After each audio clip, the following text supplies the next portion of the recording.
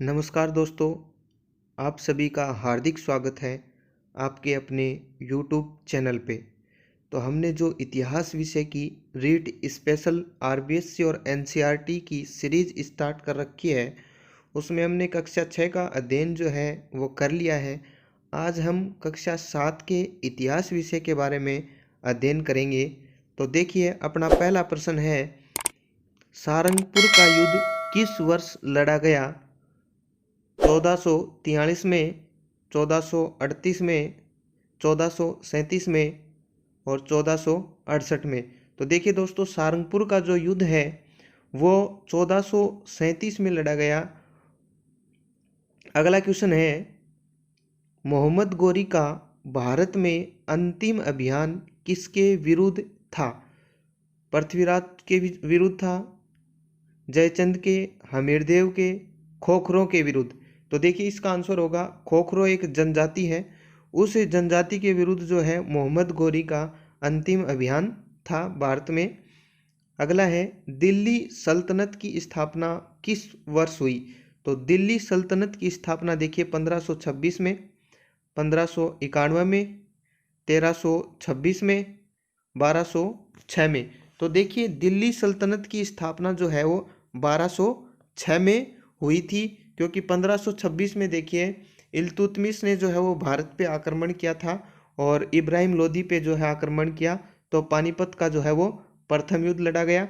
1191 में जो है वो तराइन का प्रथम युद्ध हुआ और 1206 में जो है वो दिल्ली सल्तनत की स्थापना हुई। और दिल्ली सल्तनत का जो संस्थापक था वो कुतुबुद्दीन ऐबक को माना जाता है और दिल्ली सल्तनत का वास्तविक संस्थापक जो है वो इल्तुतमिश को माना जाता है। तो देखिए, अगला क्वेश्चन देखिए, भारत में प्रथम मुस्लिम शासक था? इल्तुतमिश, कुतुबुद्दीन ऐबक, मोहम्मद गजनवी और बाबर? तो देखिए, भारत में जो है वो प्रथम मुस्लिम शासक था कुतुबुद्दीन ऐबक, क्योंकि दिल्ली सल्तनत की स्थापना किसने की? कुतुबुद्दीन ऐबक ने। इसने गुलाम वंश की स्थापना की कुतुबुद्दीन ऐबक ने, और बाबर ने जो है वो मुगल वंश की स्थापना की थी 1526 के अंदर। तो भारत में प्रथम मुस्लिम शासक कौन था? कुतुबुद्दीन ऐबक।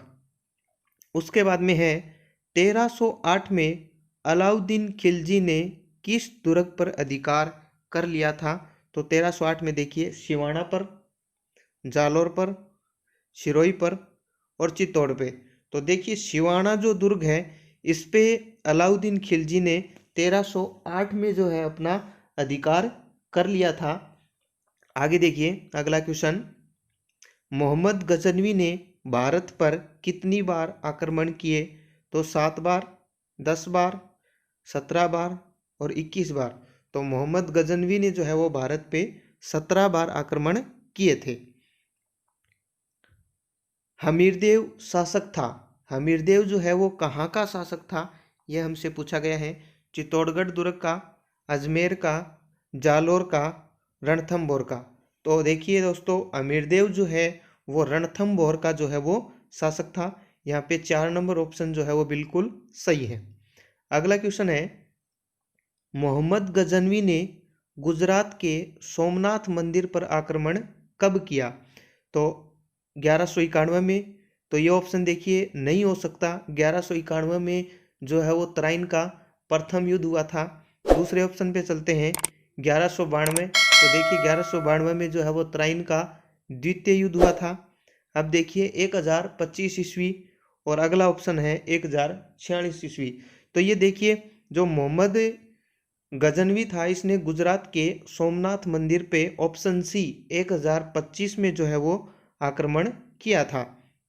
अगला प्रश्न है, पानीपत का प्रथम युद्ध कब लड़ा गया? ये मैंने अभी थोड़ी देर पहले आपको बताया। तो देखिए 1191 में तराइन का प्रथम युद्ध हुआ था। 1576 में जो है वो हल्दी घाटी का युद्ध हुआ था।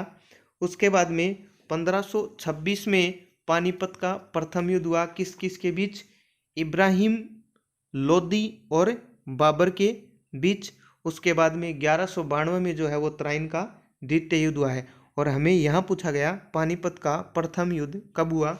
तो पानीपत का प्रथम युद्ध जो है वो हुआ 1526 में।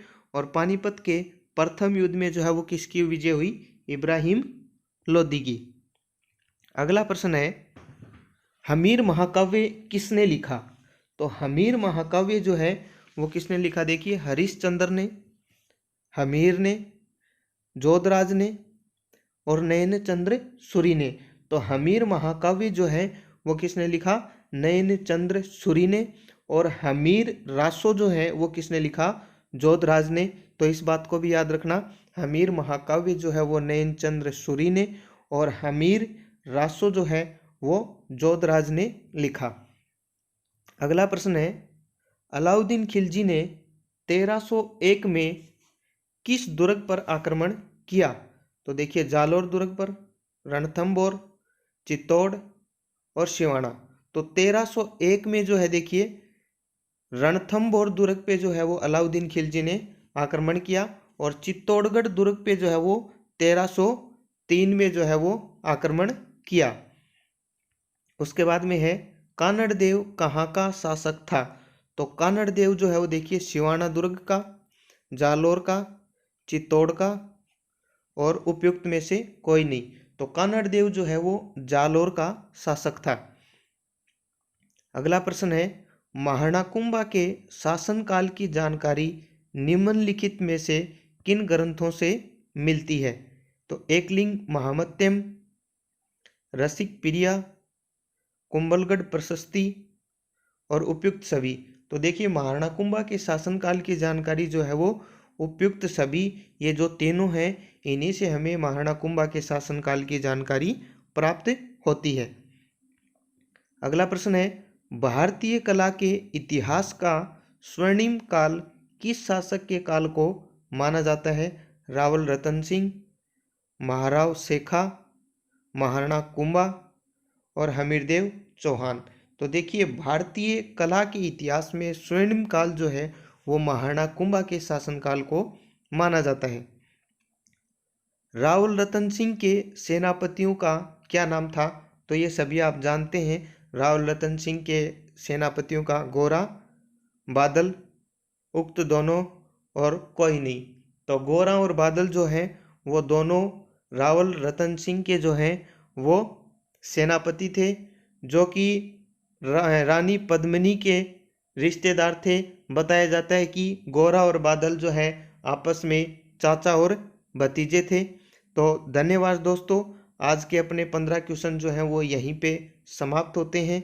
अगर आपको हमारे ये वीडियो अच्छे लग रहे हैं तो आप हमारे चैनल मनीष बोचीवाल फैंस को जो है वो अवश्य सब्सक्राइब करें और आगे के वीडियो भी ऐसे ही चैनल पे जो है वो डलते रहेंगे। पीडीएफ प्राप्त करने के लिए आप हमारे टेलीग्राम चैनल को जो है वो ज्वाइन करें।